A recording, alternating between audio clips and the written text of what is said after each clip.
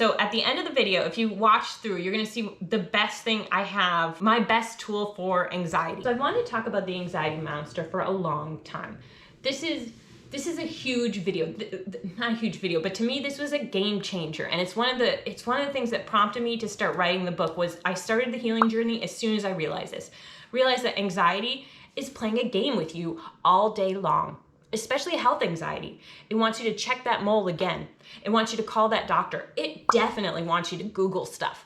It wants you to avoid so many things and avoid these foods and avoid that food. And oh, did that look right? That didn't look right. So better not, you better stay away from that.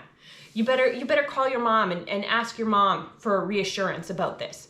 You better, again, you got to scan your whole body and see, is that mole the same? Is it the same as it was before? And speaking of moles and such, or things, one of the things I talk about in the book is, the book is basically, it's like you read one page a day, right? It's inspirations to get you through. So one of the things I talk about is how in health anxiety, you can't trust yourself when it comes to thoughts, about health, because you have cognitive distortions when it comes to health. So you'll be looking at this thing going, is it getting bigger? I think it's bigger. It must be. And here's what I learned. What I learned is that if you have to wonder if it's bigger, it's not bigger. You will without a doubt, know it's bigger if it were bigger. Do you know what I mean? So questioning, is it bigger? I think it's bigger. I think it's getting bigger. That's a common symptom of health anxiety. And when you wonder if you have something, you do. Ba-bam, you have health anxiety. And one of the ways your anxiety monster lies to you is it says things like that. It sends you messages like, that's bigger. You better check it again. Have you checked it yet? So what do you do? What do you do when all day long your health monster, your anxiety monster is sending you these messages like, you must have cancer. Do you have, what is it? ALS. There's certain things that people with a brain tumor, that people with health anxiety think they have more than any others. And the top three, ALS, brain tumor, and cancer. Always, hands down. So maybe that'll provide you comfort knowing if you worry about those things. Now, let's get back to what do you do? So what do you do when your health monster is like, you know what, this is what you got. I know it, you better Google again. You better check. You better go to another doctor's appointment, because that doctor, did he really know everything you mentioned? Like, was he really paying attention? Like, did you forget to mention something? Maybe you misheard.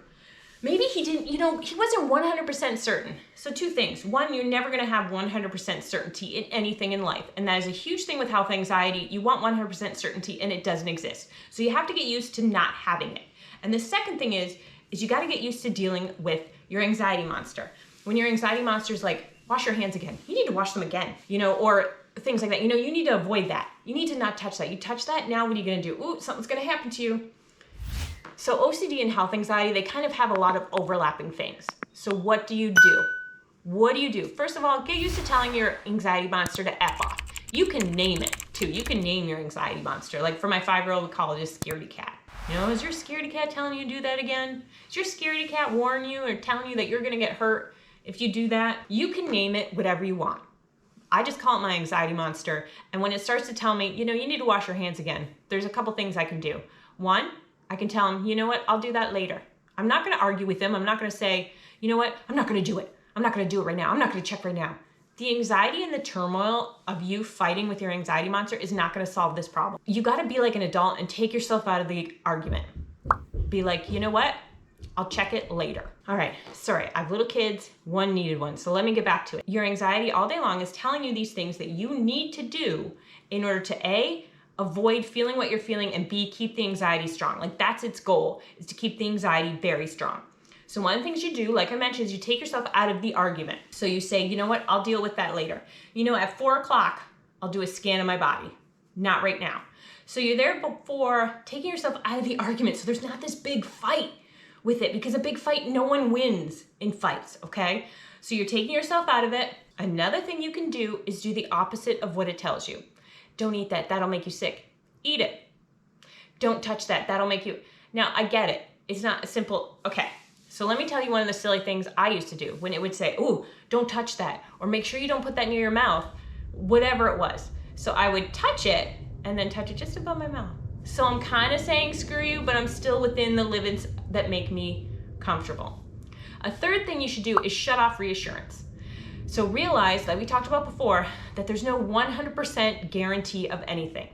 But what you can do is get one answer, one reassuring answer, and then after that, cut it off. You know what?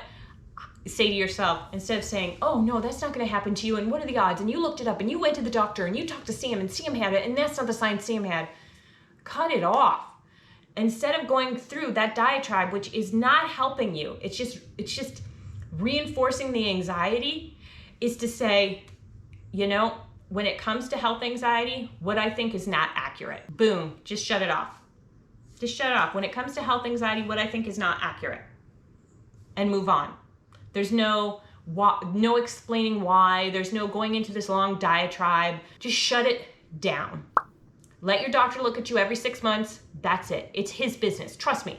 That man does not want to get sued, or woman does not want to get sued. That person, I guess I should say, that person doesn't want to get sued, so they're going to do what they can. Another thing you can do to help your health anxiety is to eat better. I know that sounds crazy, like, oh, you should eat better, you should try this diet or that diet or that. No. People with health anxiety, their brain needs more nutrients than other people. As soon as I started eating healthier, and I mean full on salads every day, fruits and vegetables, I didn't even intend for this to happen, but the OCD part of the anxiety almost completely lessened. It was amazing. Now, another thing you can do as far as health anxiety goes is don't expect your anxiety to go to a 0.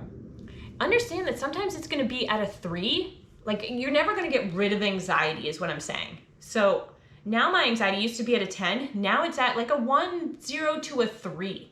And that's okay. Now we're at the part where I said I would mention my best tool for anxiety. My best tool for anxiety, and it sounds crazy, is to tell my anxiety, you know what, kill me. Okay, so let me give you an example. So say I'm laying in bed. So I'm laying in bed and all of a sudden I start getting the thoughts like, oh, is my heart racing too fast? Is it racing too fast? Am I having a heart attack? Am I gonna have a heart attack? Go ahead, anxiety, kill me. I got better things to do right now. So it sounds dramatic, but anxiety is dramatic. And I found being dramatic seriously helped deal with it. Okay, so just consider those things. Another example of how to use it is, first of all, the left side of your brain, the anxious side of your brain sends message to the logic side of your brain. It's like, listen to me, this is an emergency, you gotta have something. And the left side of your brain's like, can't send messages back, right? So it tries to. So that's why logic doesn't work with anxiety, is it tries to, but it can't get there. It can't send messages back. If that's not a kick in the pants, I don't know what is. But what you can do is you can take the thing that will calm the anxious side of your brain down is if you make a decision. No matter what, I'm not calling the doctor or I'm not seeing the doctor for 6 weeks. That will calm it down. A decision has been made. It'll calm it down. So for example, I'm driving up the hill in Germany. This is the example I use in the book.